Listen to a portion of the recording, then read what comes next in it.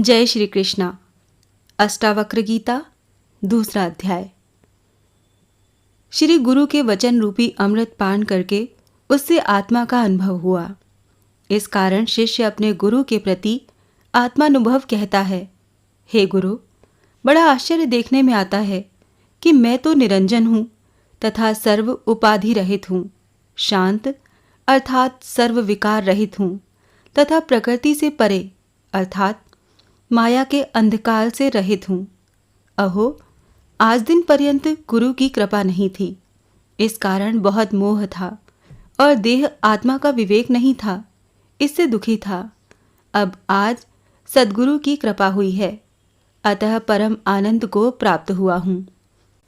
अब गुरु की कृपा से देह आत्मा का विवेक प्राप्त हुआ, तब समाधान करता है, हे गुरु, मैं जिस प्रकार स्थूल शरीर को प्रकाश करता हूँ, इसी प्रकार जगत को भी प्रकाश करता हूँ। इस कारण देह जड़ है, ऐसे ही जगत भी जड़ है। यहाँ शंका होती है कि शरीर जड़ और आत्मा चैतन्य है, इन दोनों का संबंध किस प्रकार होता है। इसका समाधान करते हैं कि श्रांति से देह के विषय में ममत्व माना है, ये अज्ञान कल्पित है। देह को आदि लेकर बंधा जगत दृश्य पदार्थ है, इस कारण मेरे विषय में कल्पित है। फिर यदि सत्य विचार करें तो देहादिक जगत है ही नहीं। जगत की उत्पत्ति और प्रलय ये दोनों ही अज्ञान कल्पित हैं। इस कारण देह से परे आत्मा शुद्ध स्वरूप है। शिष्य शंका करता है कि लिंग शरीर और कारण शरीर इन दोनों का विवेक तो हुआ ही नहीं, फिर प्रकृति से परे आत्मा किस प्रकार माना जाएगा। तब गुरु समाधान करते हैं, लिंग शरीर, कारण शरीर तथा स्थूल शरीर सहित संपूर्ण विश्व है। मैं गुरु शास्त्र के उपदेश के अनुसार त्याग करके और उन गुरु शास्त्र की कृपा से चतुर्थता को प्राप्त हुआ हूँ। इस कारण परम श्रेष्ठ आत्मा जानने में आता है, अर्थात अध्यात्म विद्या प्राप्त हुई है। शरीर तथा जगत आत्मा से भिन्न होगा तो द्वैत भाव सिद्ध हो जाएगा।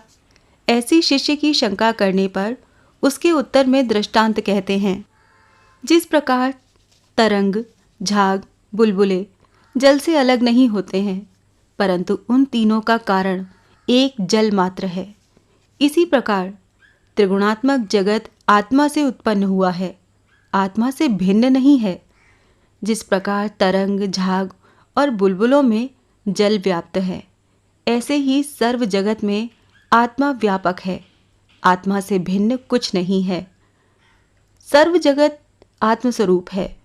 इसके निरूपण करने के अर्थ दूसरा दृष्टांत कहते हैं कि विचार दृष्टि के बिना देखें तो वस्त्र सूत्र से पृथक प्रतीत होता है, परंतु विचार दृष्टि से देखने पर वस्त्र सूत्र रूप ही है। इसी प्रकार अज्ञान दृष्टि से जगत ब्रह्म से भिन्न प्रतीत होता है, परंतु शुद्ध विचार पूर्वक देखने से संपूर्ण जगत आत्मा रूप ही है। सिद्धांत ये है कि जिस प्रकार वस्त्र में सूत्र व्यापक है, इसी प्रकार जगत में ब्रह्म व्यापक है। आत्मा संपूर्ण जगत में व्यापक है। इस विषय में तीसरा दृष्टांत दिखाते हैं। जिस प्रकार गन्ने के रस में शर्करा रहती है और शर्करा में रस व्याप्त है, इसी प्रकार परमानंद रूप आत्मा के विषय जगत अध्यस्त है और जगत के विषय निरंतर आत्मा व्याप्त है। इस कारण विश्व भी आनंद स्वरूप ही है। उस करके अस्ति भाति प्रियम, इस प्रकार आत्मा सर्वत्र व्याप्त है। शिष्य प्रश्न करता है, हे गुरु, यदि जगत आत्मा से भिन्न नहीं है तो भिन्न प्रतीत किस प्रकार होता है। तब गुरु उत्तर देते हैं, जब आत्मज्ञान नहीं होता है तब जगत भासता है, और जब आत्मज्ञान हो जाता है तब जगत कोई वस्तु नहीं है। यहाँ दृष्टांत दिखाते हैं कि जिस प्रकार अंधकार में पड़ी हुई रज्जू भ्रम से सर्प प्रतीत होने लगती है, जब दीपक का प्रकाश होता है तब निश्चय हो जाता है कि ये सर्प नहीं है। जिसको आत्मज्ञान नहीं होता है उसको प्रकाश भी नहीं होता है, फिर जगत की प्रतीति किस प्रकार होती है? इस प्रश्न का उत्तर कहते हैं, नित्य बोध रूप प्रकाश मेरा स्वाभाविक रूप है, अर्थात ये आत्मा का स्वाभाविक रूप है। इस कारण मैं अर्थात आत्मा प्रकाश से भिन्न नहीं हूं। यहां शंका होती है कि आत्म चैतन्य जब जगत का प्रकाश है तो उसको अज्ञान किस प्रकार रहता है? उसका समाधान ये है कि जिस प्रकार स्वप्न में चैतन्य अविद्या की उपाधि से कल्पित विषय सुख को सत्य मानते हैं, उससे चैतन्य में किसी प्रकार का बोध नहीं होता है। आत्म चैतन्य सर्वकाल में है, परंतु गुरु के मुख से निश्चय पूर्वक समझे बिना अज्ञान की निवृत्ति नहीं होती है और आत्मा सत्य है। ये वार्ता वेदादि शास्त्र सम्मत है, अर्थात जगत को आत्मा प्रकाश करता है, ये सिद्धांत है। शिष्य विचार करता है कि मैं स्वयं प्रकाश हूं, तथापि अज्ञान से मेरे विषय विश्व भासता है। ये बड़ा ही आश्चर्य है। तो इसका दृष्टांत के द्वारा समाधान करते हैं कि जिस प्रकार शांति से सीपी में रजत की प्रतीति होती है, जिस प्रकार रज्जु में सर्प की प्रतीति होती है और जिस प्रकार सूर्य की किरणों में जल की प्रतीति होती है, इसी प्रकार अज्ञान से कल्पित विश्व मेरे विषय भासता है। शिष्य शंका करता है कि सांख्य शास्त्र वालों के मतानुसार तो जगत माया का विकार है। इस कारण जगत माया के सकाश से उत्पन्न होता है और अंत में माया के ही विषय लीन हो जाता है और आत्मा सकाश से उत्पन्न नहीं होता है। इस शंका का गुरु समाधान करते हैं कि ये माया सहित जगत आत्मा के प्रकाश से उत्पन्न हुआ है और अंत में माया के विषय ही लीन होगा। यहाँ दृष्टांत देते हैं कि जिस प्रकार घट मृतिकों में उत्पन्न होता है और अंत में मृत्तिका के विषय ही लीन हो जाता है और अंत में जल के विषय में लीन हो जाता है, जिस प्रकार कटक कुंडल आदि सुवर्ण में से उत्पन्न होते हैं और सुवर्ण में ही अंत में लीन हो जाते हैं, इसी प्रकार माया सहित जगत आत्मा के सकाश से उत्पन्न होता है और अंत में माया के विषय ही लीन हो जाता है। शिष्य शंका करता है कि यदि जगत का उपादान कारण ब्रह्म होगा, तब तो ब्रह्म के विषय अनित्यता आएगी। जिस प्रकार घट फूटता है और मृत्तिका फूटता है और मृत्तिका बिखर जाती है, इसी प्रकार जगत के नष्ट होने पर ब्रह्म भी छिन्न भिन्न हो जाएगा। इस शंका का समाधान करते हुए गुरु कहते हैं कि मैं अर्थात आत्मा ब्रह्म संपूर्ण उपादान कारण हूँ, तो भी मेरा नाश नहीं होता है। ये बड़ा आश्चर्य है। सुवर्ण कटक और कुंडल का उपादान कारण होता है और कटक कुंडल के टूटने पर सुवर्ण विकार को प्राप्त होता है, परंतु मैं तो जगत का विवर्धाष्ठान हूँ। अर्थात जिस प्रकार रज्जु में सर्प की श्रांति होने पर सर्प विवर्त कहाता है और रज्जु अधिष्ठान कहाता है, इसी प्रकार दूध का दही वास्तविक अन्यथा भाव अर्थात परिणाम होता है। उस प्रकार जगत मेरा परिणाम नहीं है, मैं संपूर्ण जगत का कारण और अविनाशी हूँ। इस कारण मैं अपने स्वरूप को नमस्कार करता हूँ। प्रलय काल में ब्रह्मा से लेकर तृण पर्यंत संपूर्ण जगत नाश को प्राप्त हो जाता है, परंतु मेरा अर्थात आत्मा का नाश नहीं होता है। इस विषय में श्रुति का भी प्रमाण है। सत्य ज्ञान मनंत ब्रह्म, अर्थात ब्रह्म सत्य है, ज्ञान रूप है और अनंत है। शिष्य शंका करता है कि सुख दुख रूपी देह युक्त आत्मा अनेक रूप है, इस कारण आता है और जाता है, फिर आत्मा की सर्वव्यापकता किस प्रकार सिद्ध होगी? इसका गुरु समाधान करते हैं, मैं बड़ा आश्चर्य रूप हूँ, इस कारण मैं अपने को नमस्कार करता हूँ। तब शिष्य प्रश्न करता है कि क्या आश्चर्य है? इसका गुरु उत्तर देते हैं, मैं अर्थात आत्मा नाना प्रकार के शरीरों में निवास करके नाना प्रकार के सुख दुख को भोगता हूँ, तथापि मैं एक रूप हूँ। यहाँ दृष्टांत दिखाते हैं कि जिस प्रकार जल से भरे हुए अनेक पात्रों में स्थित जल के विषय शीत, उष्ण, सुगंध, दुर्गंध, शुद्ध, अशुद्ध इत्यादि अनेक उपाधियां रहती हैं और उन अनेकों पात्रों में भिन्न सूर्य के प्रतिबिंब पड़ते हैं, तथापि वो सूर्य एक ही होता है और जल की शीत, उष्णादि उपाधियों से रहित होता है। इसी प्रकार मैं संपूर्ण विश्व में व्याप रहा हूँ, तथापि जगत की संपूर्ण उपाधियों में से हूँ। अर्थात कोई नहीं आता है और जाता है, आता है, इस प्रकार की जो प्रतीति है सो अज्ञानवश है, वास्तव में नहीं है। शिष्य शंका करता है कि जिस आत्मा का देह से संग है वो असंग किस प्रकार हो सकता है। इसका गुरु समाधान करते हैं कि मैं आश्चर्य रूप हूँ, इस कारण मेरे अर्थ नमस्कार हैं, क्योंकि इस जगत में मेरे समान कोई चतुर नहीं है। अर्थात अघटित घटना करने में मैं चतुर हूँ, क्योंकि मैं शरीर में रहकर भी शरीर से स्पर्श नहीं करता हूँ और शरीर कार्य करता हूँ। जिस प्रकार अग्नि घृत के पिंड में लीन न होकर घृत पिंड को गलाकर रसरूप कर देता है, उसी प्रकार संपूर्ण जगत में मैं लीन नहीं होता हूँ और संपूर्ण जगत को चिरकाल धारण करता हूँ।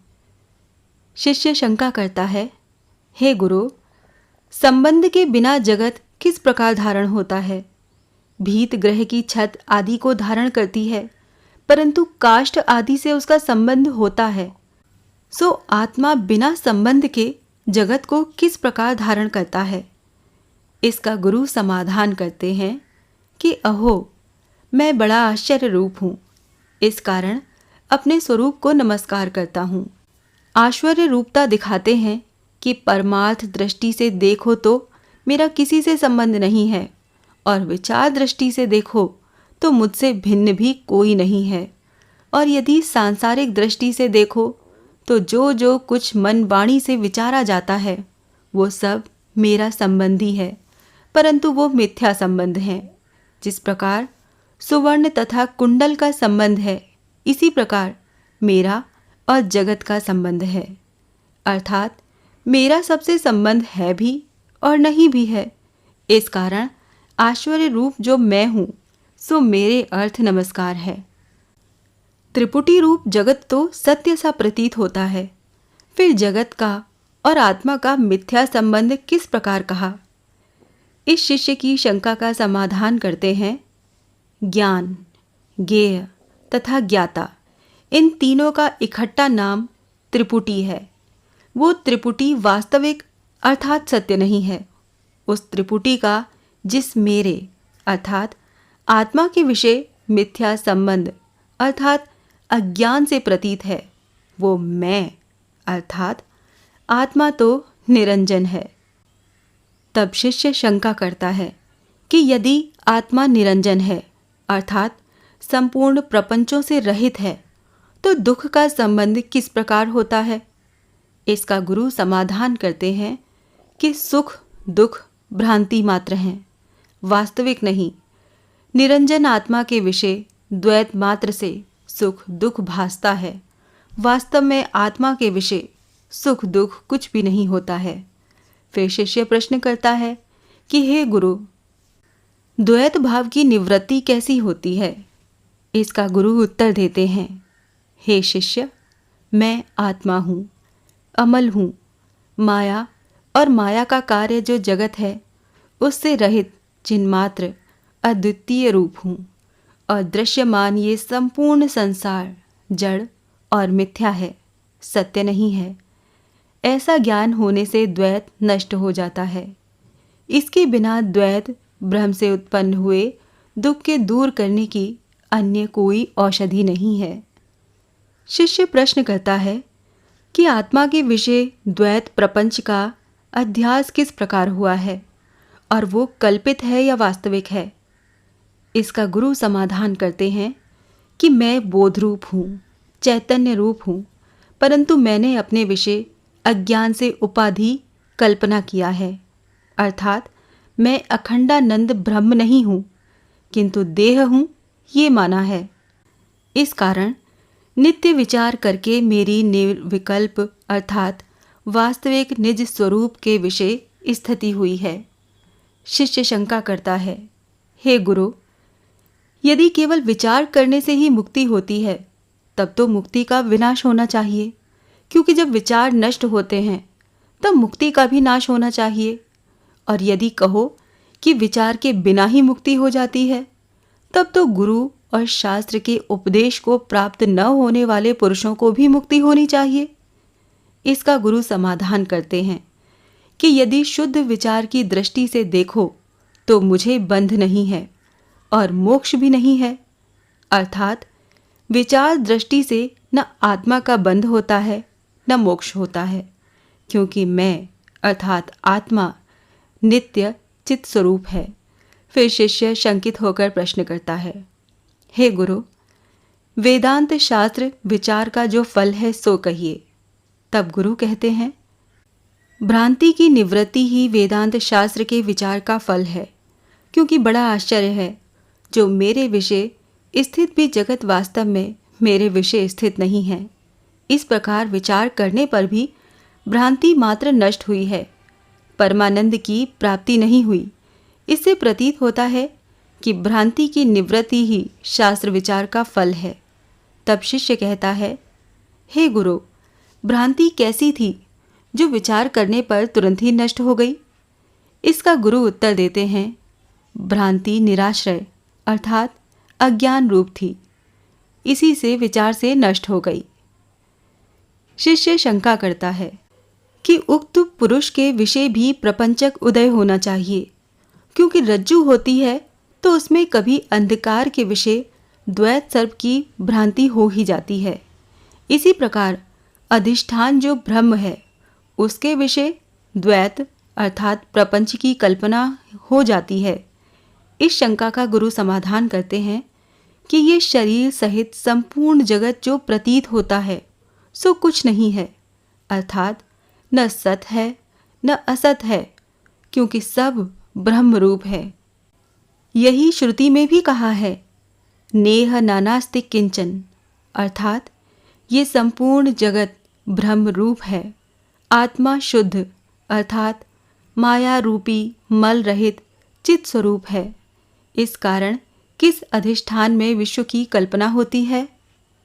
शिष्य शंका करता है, हे गुरु, यदि संपूर्ण प्रपंच मिथ्या है, तब तो ब्राह्मण आदि वर्ण और मनुष्य आदि जाति भी अवास्तविक होंगे, और वर्ण जाति के अर्थ प्रवृत्त होने वाले विधि निषेध शास्त्रों के विषय वर्णन किए हुए स्वर्ग नर्क तथा स्वर्ग के विषय प्रीति और नर्क का भय भी अवास्तविक हो जाएंगे, और शास्त्रों के विषय वर्णन किए हुए बंध मोक्ष भी अवास्तविक अर्थात मिथ्या हो जाएंगे। इसका गुरु समाधान करते हैं कि हे शिष्य, तूने जो शंका की सो शरीर, स्वर्ग, नर्क, बंध, मोक्ष तथा भय आदि संपूर्ण मिथ्या है। इन शरीर आदि के साथ सच्चिदानंद स्वरूप जो मैं हूँ सो मुझ में कोई नहीं है, क्योंकि संपूर्ण विधि निषेध रूप कार्य अज्ञानी पुरुष को होते हैं, ब्रह्म ज्ञानी को नहीं। अब इस प्रकार वर्णन करते हैं कि जिस प्रकार स्वर्ग नर्क आदि को अवास्तविक वर्णन किया, इसी प्रकार ये लोक भी अवास्तविक है। इस कारण इस लोक में मेरी प्रीति नहीं होती है। बड़े आश्चर्य की वार्ता है कि मैं जन समूह में निवास करता हूँ, परंतु मेरे मन को वो जन समूह अरण्य सा प्रतीत होता है। सो मैं इस अवास्तविक संसार के विषय क्या प्रीति करूं? शिष्य शंका करता है कि हे गुरु, पुरुष शरीर के विषय मैं हूँ, मेरा है इत्यादि व्यवहार करके प्रीति करता है। इस कारण शरीर के विषय तो स्पृहा करनी ही होगी। इसका समाधान करते हैं कि देह मैं नहीं हूँ, क्योंकि देह जड़ है, और देह मैं नहीं हूँ, क्योंकि मैं तो असंग हूँ, और जीव जो अहंकार सो मैं नहीं। यहाँ शंका होती है कि तू कौन है? उसके उत्तर में कहते हैं कि मैं चैतन्य स्वरूप ब्रह्म हूँ। फिर शंका होती है कि यदि आत्मा चैतन्य स्वरूप है, देहादि रूप जड़ नहीं है, तो फिर ज्ञानी पुरुषों के जीवन में भी इच्छा क्यों होती है? इसका समाधान करते हैं कि ये जीने की जो इच्छा है वही बंधन है, दूसरा बंधन नहीं है। क्योंकि पुरुष जीवन के निमित्त ही सुवर्ण को चोरी आदि अनेक प्रकार के अनर्थ करके कर्मानुसार संसार बंधन में बंधता है, और सच्चिदानंद स्वरूप आत्मा के वास्तविक स्वरूप का ज्ञान होने पर पुरुष के जीवन में इस प्रकार नहीं रहती है। जब पुरुष को सबसे अधिष्ठान रूप आत्मस्वरूप का ज्ञान होता है, तब कहता है कि अहो, बड़े आश्चर्य की वार्ता है कि मैं चैतन्य समुद्र स्वरूप हूँ और मेरे विषय चित्त रूपी वायु के योग से नाना प्रकार के ब्रह्मांड रूपी तरंग उत्पन्न होते हैं। अर्थात जिस प्रकार जल से तरंग भिन्न नहीं होती है, इसी प्रकार ब्रह्मांड मुझसे भिन्न नहीं है। अब प्रारब्ध कर्मों के नाश की अवस्था दिखाते हैं कि मैं सर्वव्यापक चैतन्य स्वरूप समुद्र हूँ। उस मेरे विषय चित्तवायु अर्थात संकल्प विकल्पात्मक मन रूप वायु के शांत होने पर, अर्थात संकल्प आदि से रहित होने पर, जीवात्मा रूप व्यापारी के अभाग्य कहिए, प्रारब्ध के नाश रूप विपरीत पवन से जगत समुद्र के विषय लगा हुआ शरीर आदि रूप का नौका का समूह विनाशवान होता है। अब संपूर्ण प्रपंच को मिथ्या जानकर कहते हैं, आश्चर्य है कि निष्क्रिय निर्विकार मुझ चैतन्य समुद्र के विषय अविद्या काम कर्म रूप स्वभाव से जीव रूपी तरंग उत्पन्न होते हैं और परस्पर शत्रुता से ताड़न करते हैं, और कोई मित्र भाव से परस्पर क्रीड़ा करते हैं, और अविद्या काम कर्म के नाश होने पर मेरे विषय लीन हो जाते हैं। अर्थात जीव रूपी तरंग अविद्या बंधन से उत्पन्न वास्तव में चिद्रूप है। जिस प्रकार घटाकाश महाशय में लीन हो जाता है, इसी प्रकार मेरे विषय संपूर्ण जीव लीन हो जाते हैं, वही ज्ञान है। अष्टावक्र गीता का दूसरा अध्याय यहाँ समाप्त होता है। ओम नमो भगवते वासुदेवाय नमः।